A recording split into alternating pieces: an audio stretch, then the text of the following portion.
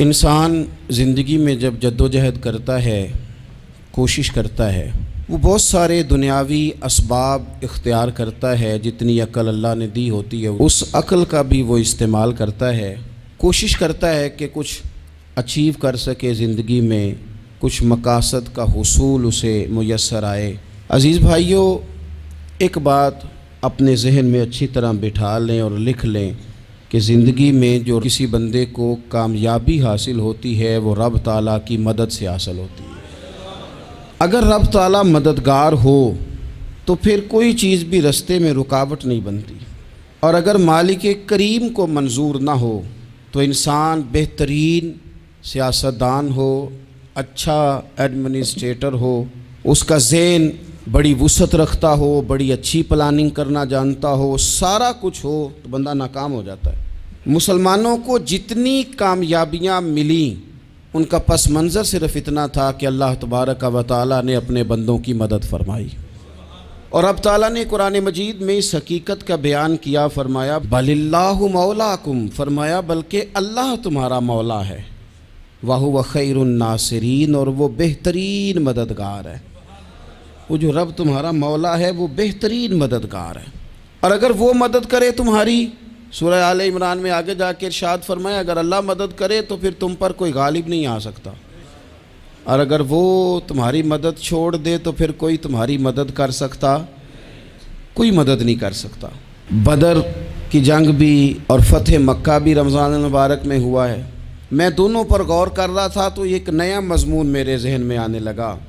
بدر کی جو جنگ ہے اس میں بھی ایک عجیب انقلاب آیا ہے کہ 313 نے 1000 سے مقابلہ کیا، اور جن 1000 سے مقابلہ کیا وہ اسلحے سے لیس تھے، اور یہ جو 313 ہیں ان کے پاس 6 زرہیں، 8 تلواریں، چند گھوڑے، لیکن اللہ نے کامیابی دی تو خود رب نے بیان کیا کس طرح دی، فرمایا وَلَقَدْ نَصَرَكُمُ اللَّهُ بِبَدْرٍ وَأَنْتُمْ أَذِلَّةٌ۔ وہ کامیابی اس طرح ملی ہے کہ رب نے تمہاری مدد کی تھی، تم تو کمزور تھے، اللہ نے بدر میں تمہاری مدد کی، تم جیت گئے۔ وَلَقَدْ نَصَرَكُمُ اللَّهُ بِبَدْرٍ وَأَنْتُمْ أَذِلَّةٌ، اللہ نے بدر میں تمہاری مدد کی، تم تو کمزور تھے۔ پھر فتح مکہ نصیب ہوئی تو اس میں بھی بہترین منصوبہ بندی نبی پاک علیہ السلام نے فرمائی، بہترین حکمت عملی حضور نے اپنائی، لیکن ہمیں جو اللہ رسول نے بات سمجھائی وہ کیا ہے؟ اذا جاء نصر اللہ والفتح، فرمایا جب اللہ کی مدد آئی اور فتح نصیب ہو گئی۔ یہ اللہ نے مدد فرمائی تمہاری، یہاں بھی فتح مکہ بھی اللہ کی مدد سے، جنگ بدر بھی اللہ کی مدد سے۔ وہ جو مدد ہے اللہ تعالیٰ کی، جب وہ ہم یہ کرتے ہیں کہ ہم اپنی ساری زندگی سیاست کی نظر کر دیں۔ ہماری سیاست صرف ملک میں نہیں ہوتی، ہماری سیاست خاندان میں بھی ہوتی ہے، ہم گھر کے اندر بھی سیاست کرتے ہیں، ہم کسی خاص طریقے سے لوگوں کو اپنے پیچھے چلانا چاہتے ہیں، ہم ایک خاص اسلوب اختیار کرتے ہیں کہ لوگ ہمارے پیچھے چلیں۔ اس کا نقصان ہمیں یہ ہوتا ہے کہ سیاست جو ہوتی ہے یہ شطرنج کے ہیر پھیر کی طرح ہوتی ہے، تو اس کے راز بڑی جلدی کھلنے لگ جاتے ہیں، پتہ چل جاتا ہے کہ بندہ مخلص نہیں تھا، سیاست کر رہا تھا، طریقے سلیقے سے اس نے جوڑ کے رکھا ہوا تھا۔ ہم ہر جگہ سیاست کے بل بوتے پر چیزوں کو لے کے چلنا چاہتے ہیں، سیاستیں ناکام ہو جاتی ہیں، سیانے لوگ فیل ہو جاتے ہیں، بچتا صرف وہی ہے جس کے پیچھے رب تعالیٰ کی مدد شامل حال ہوتی ہے۔ اپنی زندگی کے اندر ہم جو کچھ بھی کر رہے ہیں، جس شعبے سے بھی ہمارا تعلق ہے، آج ہم نے اس بات پہ غور کرنا ہے کہ پہلے تو یہ غور کر لیں کہ جو کام ہم کر رہے ہیں کیا وہ کام ایسا ہے کہ اس میں اللہ کی مدد ہمیں ملے گی؟ اگر آپ کوئی معاذ اللہ ناجائز کام کر رہے ہیں، فعل حرام کا ارتکاب کر رہے ہیں، تو اس میں تو مدد الہی آئے گی نہیں۔ پہلے تو یہ دیکھیں جو کر رہے ہیں وہ کام مدد الہی والا ہے، اور اگر اللہ تعالیٰ کی مدد والا وہ کام ہے پھر اس پر غور کریں کہ کیا ہم نے مالک سے مدد کا سوال کیا ہے، ہمیں مدد میسر آ رہی ہے۔ وہ میں نے بزرگوں سے ایک بات سنی تھی، وہ بڑی یاد رہ گئی۔ وہ فرمایا کرتے تھے قابلیت بھی بڑی چیز ہے لیکن قبولیت سب سے بڑی چیز ہے۔ قابل ہونا بھی بڑی بات ہے لیکن زیادہ بڑی بات یہ ہے کہ اس کی بارگاہ میں قبول بھی ہے کہ نہیں۔ اپنی زندگی میں اللہ کی مدد کی طرف بڑھیں، مالک کی مدد کا حصول اختیار کرنے کی کوشش کریں، اللہ کے ساتھ اپنے آپ کو جوڑیں۔ اگر اللہ کی مدد نصیب ہو، یہ جو ہم جتنا ڈرتے رہتے ہیں، سہمے رہتے ہیں، پریشان رہتے ہیں کوئی کیا کر دے گا، ہمارے ہاں نا ہر شعبے میں معاذ اللہ ایک مافیا ہے، الا ماشاء اللہ۔ وہ مافیا کہتا ہے میرے ساتھ ملو گے تو میں چلنے دوں گا، ورنہ میں نہیں چلنے دوں گا، مارکیٹ میں آ ہی نہیں سکتا فلانا بندہ، چونکہ یہاں ہمارا قبضہ ہے۔ اور میرے بھائی پھر بہت سارے لوگ جن کی نیتیں اور ارادے بڑے اچھے ہوتے ہیں شروع میں، وہ بھی اس مافیا کا شکار ہو جاتے ہیں اور ان کے رنگ میں رنگ جاتے ہیں۔ یاد رکھنا، کسی شخص کی بلیک میلنگ کا کبھی شکار نہ ہونا، کبھی کسی کی میٹھی اور مسجع مکفہ باتوں کا شکار نہ ہونا۔ کوئی کیا کر سکتا ہے اگر اللہ مددگار ہو تو؟ جس کو رب کریم اٹھانا چاہے اسے کوئی گرا سکتا ہے؟ ہم یہ ڈرے ڈرے سہمے پریشان فیصلہ کرنے کی طاقت نہیں، مجھے چلنا چاہیے کہ نہیں، اٹھنا چاہیے کہ نہیں، کرنا چاہیے، اٹھ باندھ کمر کیوں ڈرتا ہے؟ پھر دیکھ خدا کیا کرتا ہے۔ حضرت عبداللہ ابن عباس فرماتے ہیں میرے نبی پاک علیہ السلام نے میری تربیت فرمائی، حضور نے میری تربیت فرمائی، اور محبوب پاک علیہ السلام نے فرمایا عبداللہ یاد رکھنا، یہ نوجوان دوست میری بات لکھ لیں، پریشان لوگ میری بات لکھ لیں، جن کے پاس قوت فیصلہ نہیں وہ اس بات کو لکھ لیں۔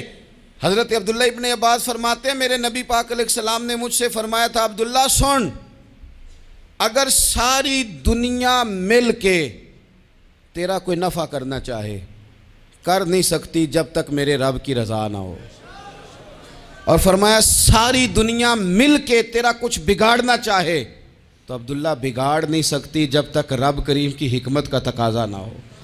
لوگوں سے ڈرنا، لوگوں کی طرف دیکھنا، ماحول دیکھ کے اپنے راہ کا تعین کرنا، ہر بندے کے خیالات کے مطابق ڈھلنے کی کوشش کرنا، فلانا نہ ناراض ہو جائے، فلانا نہ ناراض ہو جائے، وہ جس نے ہونا ہو جائے، بس رب رسول ناراض نہ ہو۔ اپنی زندگی میں اپنے مالک کو مولا جان کے، بل اللہ مولاکم، اللہ تمہارا مولا ہے، وَهُوَ خَيْرُ النَّاصِرِينَ، وہ بہترین مددگار ہے۔ توجہ جب بھی کریں رب کی جانب کریں، اپنے دل کا قبلہ درست رکھیں، سوچوں کے زاویے سیدھے رکھیں۔ میرے بھائی مالک جب بندوبست کر دے نا، جب مالک بندوبست کر دے پھر ایسا بندوبست کرتا ہے کہ لوگوں کے پاس نا چارہ نہیں رہتا۔ حضرت مریم رضی اللہ تعالی عنہا پاک باز تھیں، مسجد میں رہی تھیں، پر مالک کی حکمت کے تقاضے بڑے عجیب ہیں نا۔ پھر جناب مریم کو اللہ تعالیٰ نے بغیر شوہر کے اولاد عطا کر دی۔ یہ بات ہی ایسی تھی، وہ کسی نے کہا تھا کہ مخلوق تو فنکار ہے اس درجہ کے پل بھر میں سنگے در کعبہ سے بھی اصنام تراشے، تم کون ہو کیا چیز ہے داغ کبابی، لوگوں نے تو مریم پہ بھی الزام تراشے۔ تو لوگوں نے کہا کدھر سے لے آئی بچہ، تیرا باپ تو ایسا نہیں تھا، کہاں سے لے آئی؟ اللہ کرے میں آپ کو سمجھا سکوں، ذرا اپنے آپ کو وہاں کھڑا کریں کہ ایک پاک باز عورت، پاک باپ کی بیٹی، طیب ماں کی بیٹی، اور اللہ کے گھر میں پرورش پانے والی خاتون، ایک وہ وقت اور ایک یہ وقت کہ اس عورت کو کٹہرے میں کھڑا کر کے پوچھا جا رہا ہے کہ معاذ اللہ تیری گود میں بچہ جائز نہیں ہے، کہاں سے لائی ہے؟ اب خود سے صفائیاں بندہ کتنی کو دے، کتنی کو وضاحتیں کرے۔ اور میں نے تو اپنی زندگی میں دیکھا ہے زیادہ وضاحت دینے والے کو بھی لوگ جھوٹا سمجھنے لگ جاتے ہیں، زیادہ وضاحت دینے پر بھی لوگ کمزوری کا اظہار سمجھتے ہیں کہ کمزور پڑ گیا ہے۔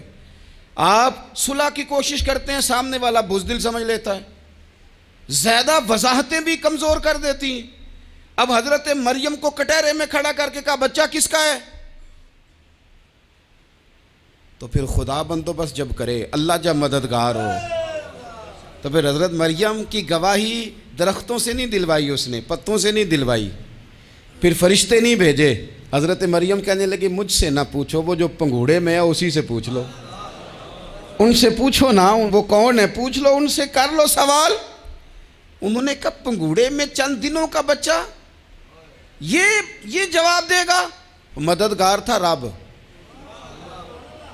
ان کی برات کا اعلان کرنا تھا مالک نے، اور جب مالک اعلان کر دے، جب مالک تیری صفائی دینا چاہے، جب مالک تجھے دنیا کے سامنے نکھارنا چاہے، تو پنگوڑے میں لیٹے حضرت عیسیٰ بول کے کہنے لگے انی عبداللہ آتانی الکتاب، فرمایا میں اللہ کا بندہ ہوں، رب نے مجھے کتاب عطا کر کے نبی بنا کے دنیا میں بھیجا ہے، میں اللہ کا بندہ ہوں، کتاب لے کے آیا ہوں، نبی بن کے آیا ہوں۔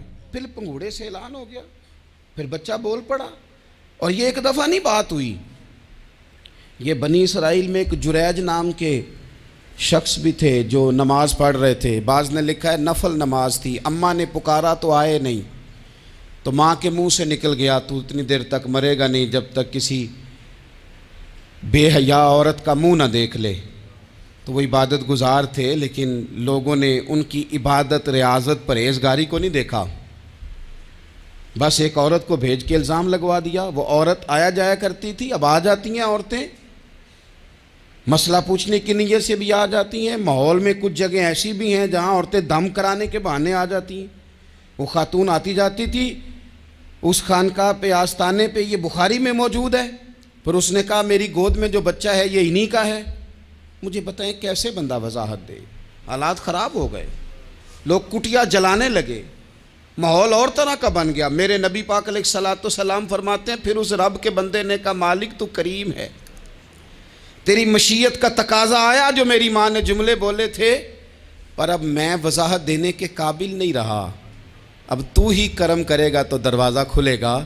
تو وہ چند دنوں کا بچہ پنگوڑے میں بول کے کہنے لگا میں اس درویش کا نہیں، میں تو فلانے چرواہے کا بچہ ہوں، وہ جو بکریاں چراتا ہے۔ رب کی مدد کو پکاریں، اپنے ساتھ اپنے مالک کی مدد کو شامل کریں، تھوڑے رزق پر بھی گزارا اچھا ہونے لگ جائے گا۔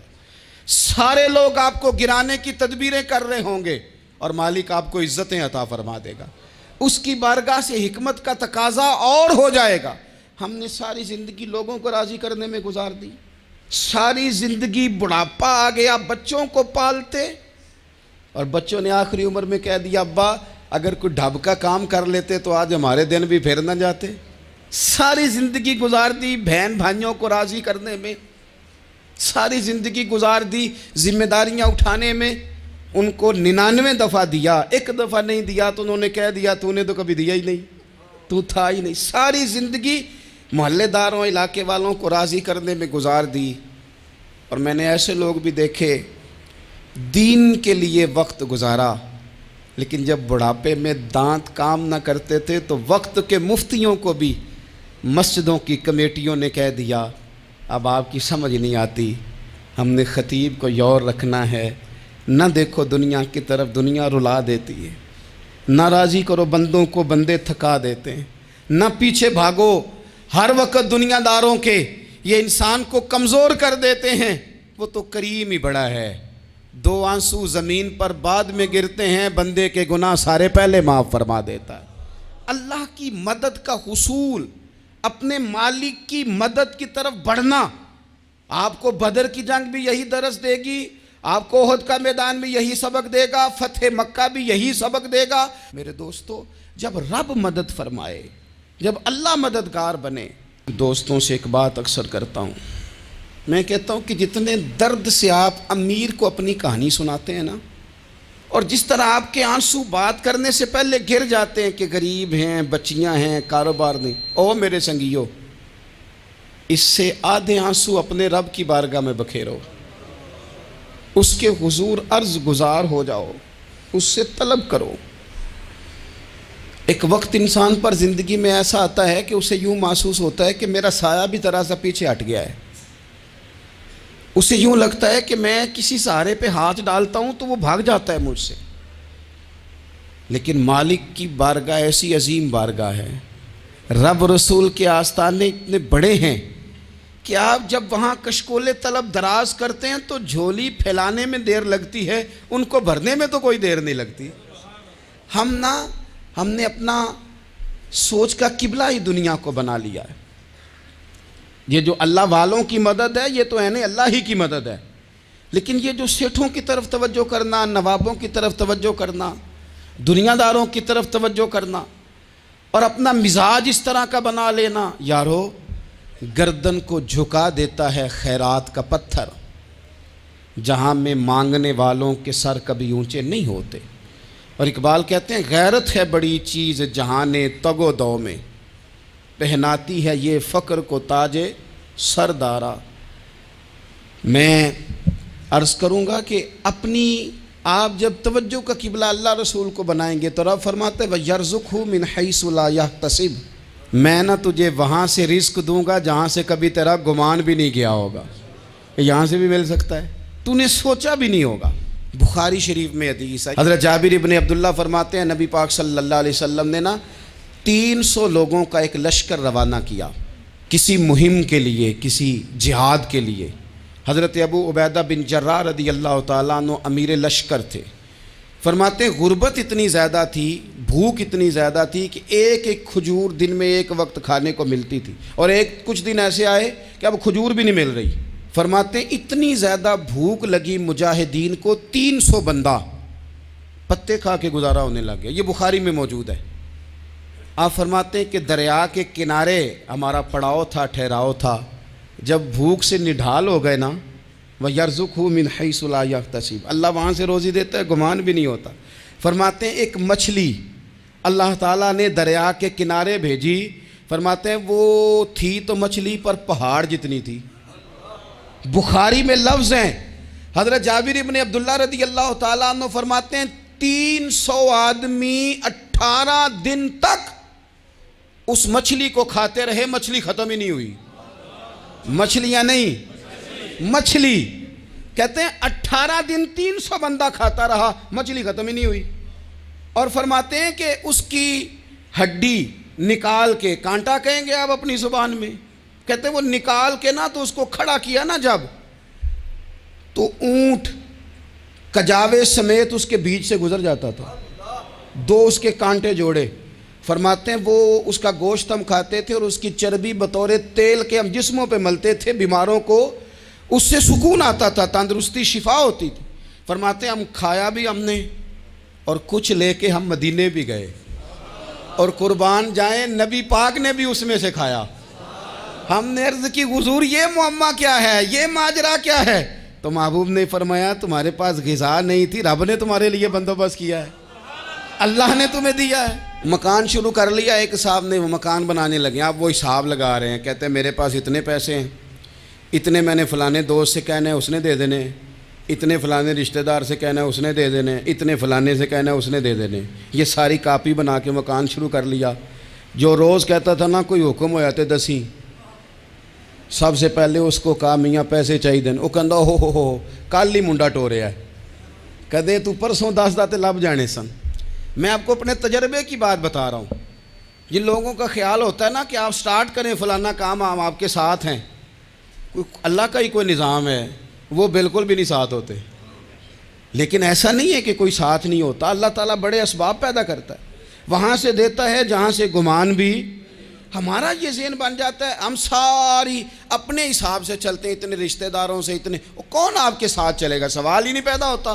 یہ سارے کام چھوڑ کے سب سے پہلے 2 رکعتیں پڑھو، اپنے رب کی بارگاہ میں، رسول کائنات کی بارگاہ میں گزارشات اور استغاثے پیش کرو، وہاں سے خیر طلب کرو۔ دنیا دار کیا دیں گے، کیا دے سکتے ہیں، کیا حیثیت ہوتی ہے کسی؟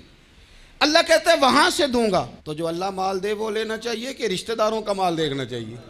جو اللہ دے وہ لینا چاہیے کہ سیٹھوں نوابوں کی جیبیں دیکھنی چاہیے؟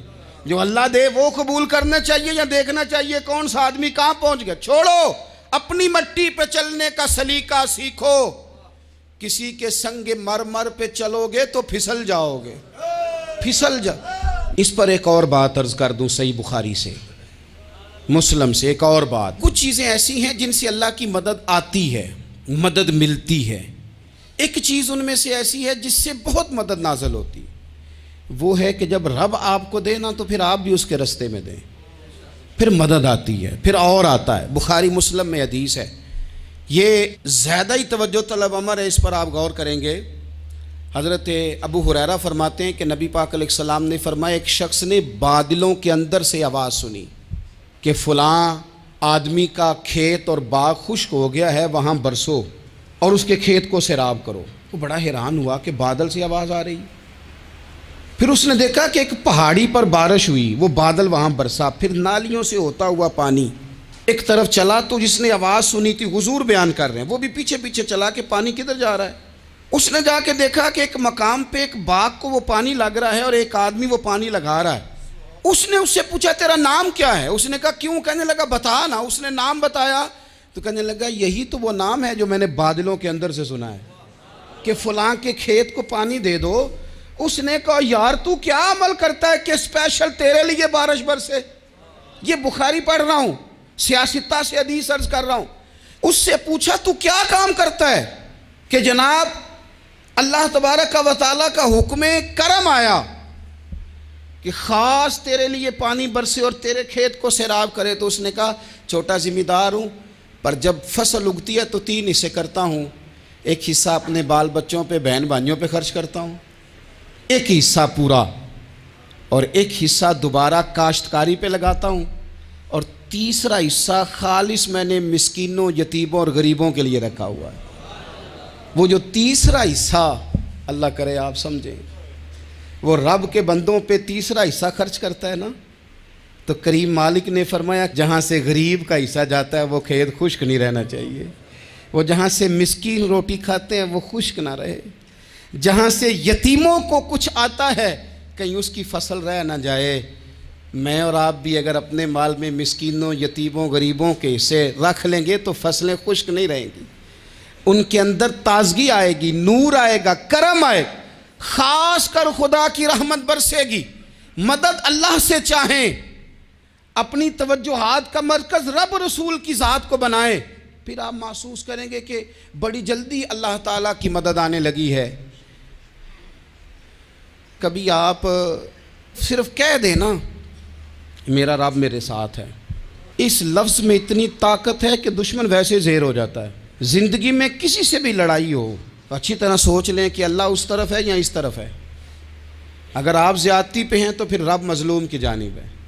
اگر اللہ کی مدد آپ کے ساتھ ہے تو دنیا کی کوئی طاقت آپ کو گرا نہیں سکتی، اور اگر آپ مظلوم کے مقابلے میں ظالم بن کے آپ کھڑے ہو گئے ہیں اور آپ نے رویہ وہ اختیار کیا ہے کہ جس میں مدد نہیں آئے گی، تو پھر یاد رکھ لیں کہ آپ کوئی بھی ہیں، کہاں بھی ہیں، آپ کمزور ہیں۔ طاقتور تھے ابتدائے اسلام میں، ظاہری طاقت تھی کفار مکہ کے پاس، وہ ڈنڈوں سے مارتے تھے غریبوں کو، ان کے ہاتھوں میں ڈنڈے تھے، پر خدائی طاقت ان مظلوموں کے ساتھ تھی۔ صاحب زرقانی نے لکھا ہے، حضرت زنیرہ رضی اللہ تعالیٰ عنہ ایک لونڈی ہیں، غریب ہیں، ماڑے دا کی کام محمد نس جانا یا رونا، غریب سادی بی بی اور لونڈی کنیزہ، ایک مشرک کی کنیزہ تھی، انہوں نے کلمہ پڑھ لیا، وہ ڈنڈوں سے مارتا، دروں سے مارتا، تکلیف دیتا۔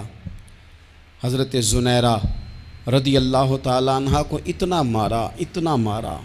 اب آپ ایک اور پہلو پر بھی غور کریں، مار بھی پڑ رہی ہے پر خدا ادھر ہی ہے، اللہ کی مدد ادھر ہی ہے۔ رب کہتا ہے کہ پہلے تو صبر کرنا، ان اللہ مع الصابرین، تو صبر کرے گا تو پھر رب کی معیت ملے گی، ذرا ٹھہرنا، تو تھوڑا ڈٹنا۔ ان الذین قالوا ربنا اللہ ثم استقاموا تتنزل علیہم الملائکہ، تو کہے اللہ میرا رب ہے، پھر تو پہلے ڈٹ، پہلے تو نے ڈٹنا ہے۔ ثم استقاموا، جو ڈٹ گیا، تتنزل علیہم الملائکہ، ڈٹنے والے کے لیے مدد آتی، پہلے تھوڑا ٹھہرنا پڑتا ہے، پہلے تھوڑا صبر کرنا پڑتا ہے، حوصلہ کرنا پڑتا، اس کے بعد مدد آتی۔ مار پڑ رہی ہے، مارا جا رہا ہے حضرت زنیرہ کو، ان کا مالک جو ہے ظاہری آقا وہ مار رہا ہے، یہ کنیزہ ہے، اتنا مارا اتنا مارا، ان کی بینائی چلی گئی، نظر آنا بند ہو گیا۔ ابو جہل آیا اور کہنے لگا زنیرہ دیکھا نا ہمارے بت تیری آنکھیں لے گئے، معاذ اللہ، لات و منات ہمارے بتوں نے تجھے اندھا کر دیا۔ اب ایسا نہیں ہے کہ بی بی روتی جا رہی ہے، روتی جا رہی ہے، مایوسی مایوسی، معاذ اللہ، پریشانی، غریبی بڑی ہے، پوچھنے والا کوئی نہیں، یہ باتیں نہیں۔ کیا جملے ہیں خاتون کے، کیا لفظ ہیں۔ ابو جہل نے تنزیہ کہا، معاذ اللہ، کہنے لگا دیکھا نا ہمارے بتوں نے تجھے اندھا کر دیا۔ تو جناب زنیرہ آنکھوں کی بینائی گئی ہے، رات کو گئی ہے، دکھ ابھی تازہ ہے، لیکن اللہ پہ جو توکل ہے، اپنے مالک سے جو رشتہ ہے، وہ اتنا مضبوط ہے، اتنا طاقتور ہے، اس میں اتنی گہرائی ہے کہ حضرت زنیرہ بول کے نا اتنی قوت سے بولی، اتنی طاقت سے بولی کہ پورے کفر پر لرزہ طاری ہو گیا۔ فرمانے لگی تمہارے بتوں کی کیا اوقات ہے کہ وہ میری بینائی لے جائیں؟ یہ میری رب کی حکمت کا تقاضا ہے۔ جب تک اس نے چاہا زنیرہ دیکھتی رہی، اور جب اس نے چاہا زنیرہ کی آنکھوں کی بینائی چلی گئی، اور اگر وہ چاہے گا نا تو بینائی واپس بھی کر دے گا۔ اگر ہو ذوق یقین پیدا تو کٹ جاتی ہیں زنجیریں، اگر وہ چاہے گا تو بینائی آ بھی جائے گی۔ حضرت زنیرہ نے رات کو یہ لفظ کہے، ابو جہل اور سارے کفار ڈر کے سن کے چلے گئے، آپ اطمینان سے آ کے بستر پہ سوئی۔ جب سویرے اٹھی تو اللہ نے آنکھوں کی روشنی واپس کر دی تھی۔ آنکھوں کی اب چھڑی پکڑی ہے، بازاروں میں گھومتی ہیں، کہتی ہیں بلاؤ کدھر ہے تمہارے نات و منات، دیکھو میرے رب نے روشنی واپس کر دی۔ آ کر میرے ساتھ ادھر آ، ستمگر ہنر آزمائیں، تو تیر آزما ہم جگر آزمائیں۔ بیمار لوگوں یاد رکھو، کہہ دیا ڈاکٹر نے کہ تو بڑا بیمار ہے، تو بڑا کمزور ہے، یہ ہو گیا وہ ہو گیا، تو ڈاکٹر اپنے علم کے مطابق بات کر رہا ہے، ہوگا تو وہ جو میرا رب چاہے گا۔ کمزور ہو جانا، پریشان ہو جانا، تکلیف میں آ جانا، پتہ نہیں بات ہو گئی ہے تو جانے کیا ہو جائے گا۔ اپنی زندگی کے اندر اپنے رب سے رشتہ مضبوط کریں، رسول کائنات سے رشتہ مضبوط کریں، اللہ والوں سے رشتہ مضبوط کریں۔ حضرت زنیرہ نے پیغام دیا کہ زندگی میں جو جینا چاہتے ہیں تو وہ رب کا نام لے کے جی سکتے ہیں، جو اپنی زندگی میں خوشیاں دیکھنا چاہتے ہیں تو رسول اللہ کے نام پر خوشیاں دیکھی جا سکتی ہیں۔ توکل کی بنیاد پر بندہ خوشیاں لے سکتا ہے، اور اگر انسان میں توکل نہیں ہے تو پھر وہ اس کالے جادو سے بھی ڈر رہا ہے، وہ نیلے سے بھی ڈر رہا ہے، وہ پیلے سے بھی ڈر رہا ہے، وہ فلانے سے بھی ڈر رہا ہے، وہ میرے خلاف فلانا رشتہ دار سازش کر رہا ہے تو ڈر رہا ہے، فلانا میرے بارے میں یہ کر رہا ہے تو ڈر رہا ہے، وہ پتہ نہیں دنیا ادھر ہو جائے گی تو کیا ہو جائے گا، اٹھ باندھ کمر کیوں ڈرتا ہے، پھر دیکھ خدا کیا کرتا ہے۔ تو اس ساری گفتگو کا نچوڑ آپ کو یہ عرض کیا ہے، سب سے پہلے تو یہ کہ میدانوں میں مدد بھی اللہ کی، رزق میں مدد بھی اللہ کی، فصلیں خشک ہوں تو مدد پھر بھی اللہ کرے، تو پھر ساری مدد، اور اگر انسان بیمار ہو تو پھر بھی مدد اللہ کی۔ تو اپنے اللہ کی جانب توجہ کو بڑھائیں، آپ اللہ سے مدد کے سوالی بنیں۔ ترمذی کی ایک حدیث ہے، میں آپ کو زندگی کا تجربہ بتاتا ہوں کہ جب میں بڑا پریشان ہوتا ہوں تو یہ والی روایت کھول لیتا ہوں، مزہ دیتی ہے۔ میرے نبی پاک علیہ السلام نے فرمایا اپنے دکھ سیٹھوں نوابوں کو نہ کہنا، مالداروں کا نہ کہنا، ورنہ اللہ تمہیں کبھی غنی نہیں کرے گا۔ فرمایا اپنے دکھ اپنے رب کی بارگاہ میں عرض کرنا، جلدی کرے یا دیر سے کرے اللہ تمہیں لوگوں سے بے نیاز کر دے گا، اللہ تمہیں غنی کر دے گا۔ رات کو بیٹھو نا اس کی بارگاہ میں، اسے دکھڑے سناؤ، چھوٹی چھوٹی باتیں، حضور نے فرمایا نمک بھی مانگو تو رب سے مانگو، چھوٹی چھوٹی بات سے شروع کرو نا۔ جب بندہ شروع کرتا ہے نا چھوٹی چھوٹی چیزیں تو بڑی ساری چیزیں، یہ اس طرح ہوتا ہے جیسے بندہ رب سے گفتگو کر رہا ہے، مالک مجھے یہ چاہیے، مالک میں یہاں کمزور ہوں، اللہ میں یہاں پریشان ہوں۔ آپ یہ کر کے تو دیکھیں، لمبی لمبی دعائیں مانگ کے تو دیکھیں، اس کے حضور جوڑ کے تو دیکھیں، آپ دیکھیں گے راحت کتنی ہے، سکون کتنا ہے۔